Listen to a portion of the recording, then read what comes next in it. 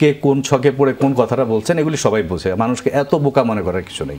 মাঠের ক্রিকেটটা যেরকম মানুষ ফলো করে এগুলো কিন্তু ফলো করে, ঠিক আছে? তো আমার মনে হয় যে এই জায়গায় আরেকটু ক্রিকেট বোর্ডের কর্মকর্তা আরেকটু স্মার্ট থাকা উচিত এবং অন্যদেরকে এতটা আনস্মার্ট ভাবা উচিত না। এই ক্রিকেট বোর্ড, আমি আবারও বলি যে তারা যদি নিজেদের মধ্যে ওই জায়গাটা থাকে যে হ্যাঁ আমরা ক্রিকেটটাকে, মাঠের খেলাটাকে ঠিকমতো রান করব, আমাদের বেসিক জিনিসগুলি আমরা চালাই যাই, আমরা ইলেকশন পর্যন্ত আমাদের অনেক বেশি কিছু করার দরকার নেই, আমাদের সব ইনফ্রাস্ট্রাকচার আছে রেডি, আমাদের সব মানে সেট করা আছে, আমরা খালি শোটা রান করবো, খেলাটা চালাবো, তাই তো?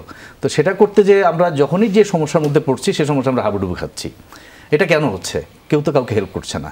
আপনি ধরেন একটা ফারুক আহমেদকে নিয়ে একটা বাজারে এখন একটা নিউজ চালু হলো যে 120 কোটি টাকা উনি ট্রান্সফার করেছেন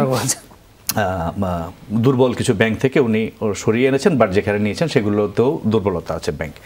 তো এটা নিয়ে একটা আলোচনা আছে, বিসিবি একটা স্টেটমেন্ট দিল যে এটা কি বলে ইন্টারেস্ট বেশি পাচ্ছেন ওনারা, সেই জন্য নিয়েছেন, এবং যেহেতু ওই ব্যাংকগুলো ঝুঁকির মধ্যে ছিল ওনারা এটা সরিয়ে নিয়েছেন। এবং উনি স্টেটমেন্টে বলেছেন যে বোর্ডের সম্মতিতে এটা নেওয়া হয়েছে এবং দুজন সই করেছেন যারা, তাদের নাম উনি বলেছেন, ফিনান্সিয়াল ডিরেক্টর এবং হ্যাঁ। তো এনারা আবার আজকে একটা স্টেটমেন্টে তাদের একজন বলেছেন যে আমরা সিগনেচার করেছি কিন্তু এটার অনুমোদন বোর্ডে হয়নি, আমরা এটা জানতাম না। এটা কিভাবে হয়? আপনি জানতেন না, আপনি না জেনে সাইন করলেন? আপনি একজন দায়িত্বশীল লোক এবং আপনি অনেক বছর ক্রিকেট বোর্ডে, তো আমি যতদিন ক্রিকেট বোর্ডের খবর রাখি ততদিন ধরে উনি ক্রিকেট বোর্ডের পরিচালক, উনি না জেনে সাইন করলেন, মানে একটা জিনিসে না জেনে উনি সাইন করে দিলেন। উনি তো যদি এটা বোর্ডে অনুমোদন হয়নি ফাইন, উনি রিফিউজ করবেন, সাইন করবেন না, এটা বোর্ডে অনুমোদন হয়নি, আমি এটা কেন সাইন করবো? এটা তো আমি এটা দায়িত্ব কেন নিব? এটা বোর্ডে আসো, বোর্ড মিটিংয়ে আলোচনা হবে, তারপর আমরা অনুমোদন করে তারপর আমি সাইন করবো। তো এটা মানে আমি কাউকে ইয়ে করছি না, এটা আসলে দায় এড়ানোর কারো সুযোগ নেই, ফারুক আহমেদেরও সুযোগ নেই, ওনাদেরও সুযোগ নেই।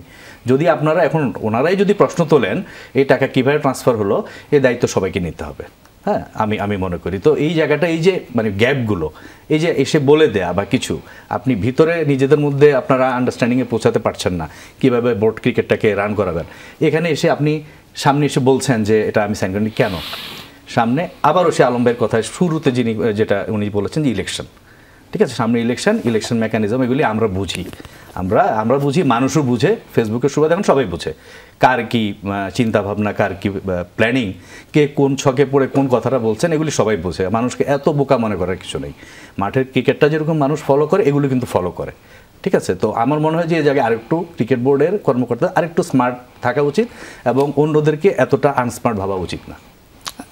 তারেক ভাই যেমনটা বললেন যে স্মার্ট থাকা উচিত, অন্যদেরকে এতটা আনস্মার্ট ভাবা উচিত না, এই প্রসঙ্গটা থেকে আলমগীর ভাই যদি একটু আমি জিজ্ঞেস করি যে কথার অসংলগ্নতা একটা জিনিস দেখা যায় যে, এবং যে পরিচালকের নামটা মেনশন করলেন তারেক ভাই, তিনি একজন ডাকসাইটে পরিচালক, তিনি অনেকদিন ধরে বাংলাদেশ ক্রিকেট বোর্ডের সঙ্গে আছেন। এখন আমরা যদি সেই জিনিসটাকে ধরে নেই যে এই জায়গায় কোনো একটা একনায়কতন্ত্র চলছে, বাংলাদেশ ক্রিকেট বোর্ডের প্রেসিডেন্ট তিনি তার মতো করে চালাচ্ছেন, জাস্ট একটা সিগনেচার তিনি করিয়ে নিয়েছেন, এটাকে আদৌ আসলে বিশ্বাস করা সম্ভব যে এরকম একজন ডাকসাইটে পরিচালক তিনি চোখটা বন্ধ করে সিগনেচার করে দেবেন?